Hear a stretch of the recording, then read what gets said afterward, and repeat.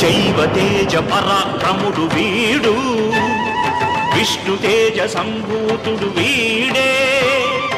ఏకాదశ రుద్రమూర్తులేకాకృతి అయిన వాడు, శివకేశవ తత్వమును కవచమైన వాడు.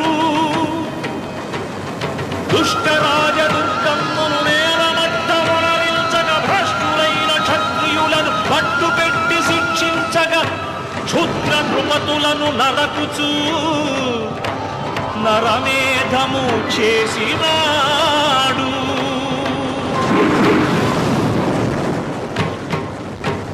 చండ్రనిప్పులు గగ్గు గండ్రగొట్టలితోడ, చండభానుని రీతి చీల్చి చెండాడే. ఉగ్ర వ్యాఘ్రమునై ఉద్రేక సింహమై, ఉన్నత గజమునై మహిని విహరించే.